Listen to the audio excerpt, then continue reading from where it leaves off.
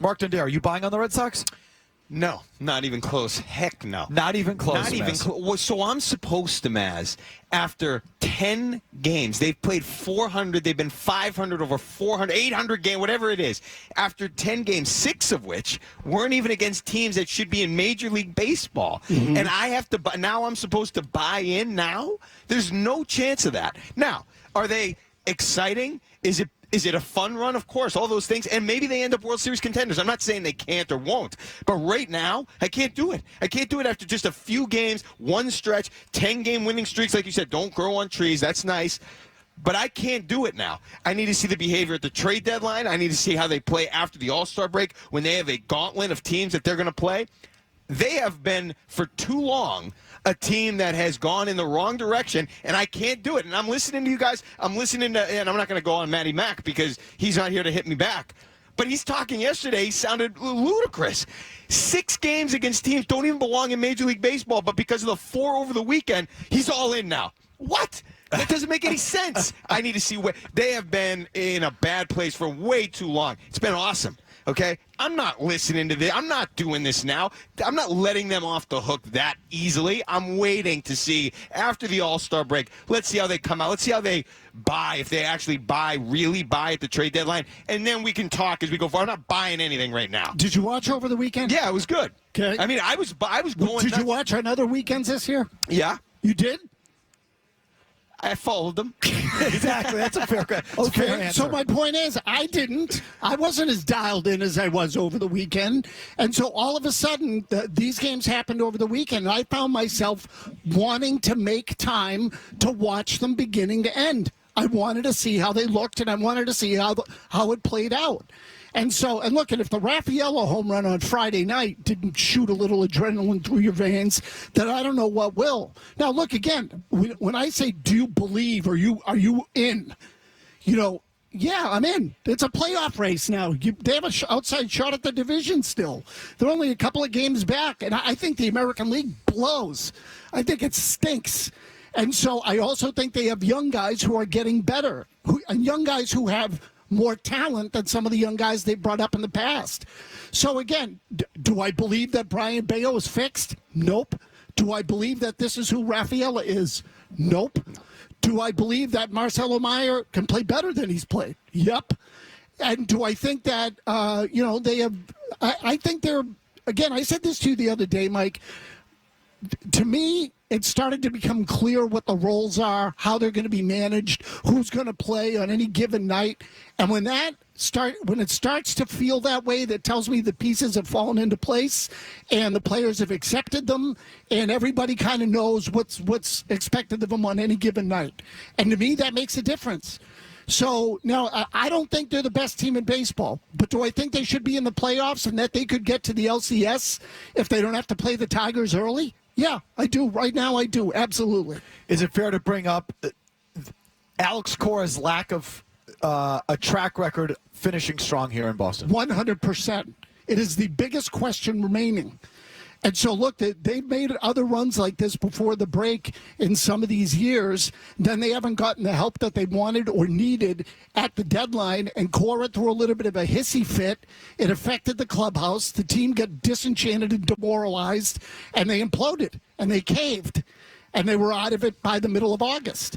So, yes, it's now incumbent upon them to sort of make sure they keep their spine and their sack and keep playing and play it out.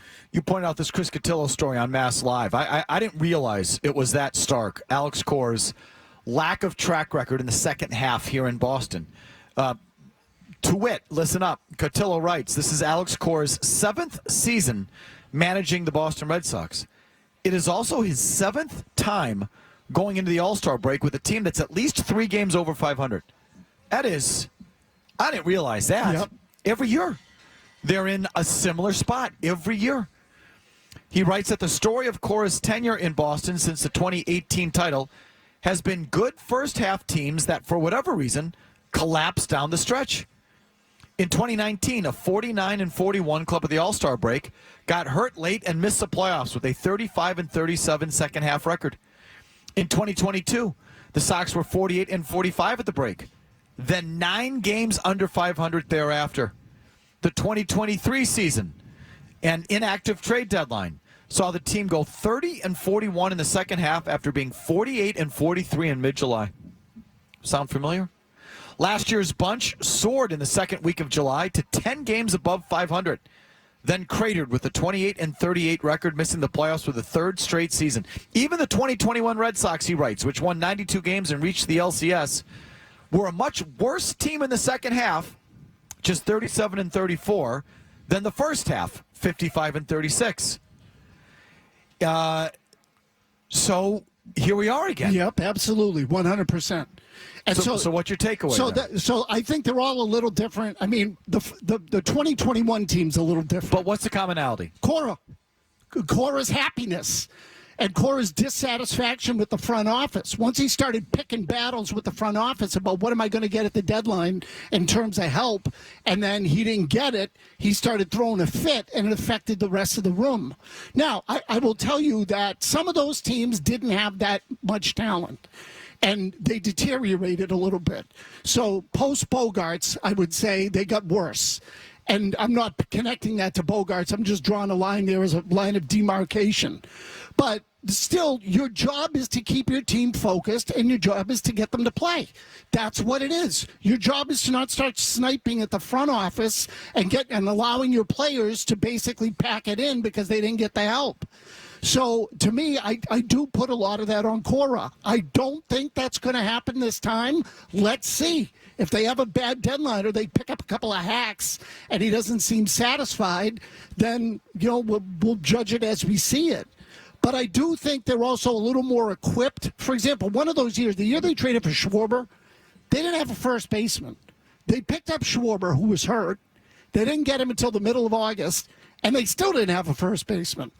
And, it was a problem, and it remained a problem. So this team at least has someone who can play some defense at first base. And I'm not telling you they're Hall of Famers or Gold Glovers, but they have more functional players than some of those teams did. I don't think that there's a lot of room there for them to bitch. And if they bitch at this deadline, Cora goes in my mind. I was going to say, at what point do they say enough's enough in terms of Cora and this thing that's in the second half? And Cotillo writes, with heightened expectations this year after the winter additions of Garrett Crochet and Alex Bregman, there simply can't be another second-half collapse. If Breslow does what he intends and makes significant additions before July 31st, a poor roster won't be to blame. The Red Sox have weathered an early season storm of injuries, drama, and inconsistency to get to this point. Now they must ensure that they don't run out of gas. I agree. If they have another second half thing like this, it should be. I mean, I think Cora is. I think Cora, and I said this, before they got hot, where it became a little less relevant. But I feel like his shelf life. He felt to me like a coach or manager who had reached his expiration date with a particular team and a particular franchise. So I felt that way for much of the first half. Again, I still feel that way. They've gotten hot. I take them totally legit. And I think the Raffy Devers trade was the impetus to it. I still believe all that.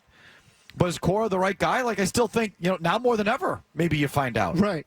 Yeah, look, again, as much as we put on the Devers thing, Mike, and we say, okay, they traded Devers, they got that cloud out of there, that whole issue was removed, the roles became defined, and all of a sudden now, here you go, it's coming together and they're playing better. I also think at the same time, because I've said this to you before, something happened there with Cora. I don't know what. But all of a sudden, he's telling his team, we're not going to complain about the front office. So that had to come from ownership and management. Listen, we don't want to hear you bitching at the deadline anymore. We'll help you out. We'll get what you need, but enough.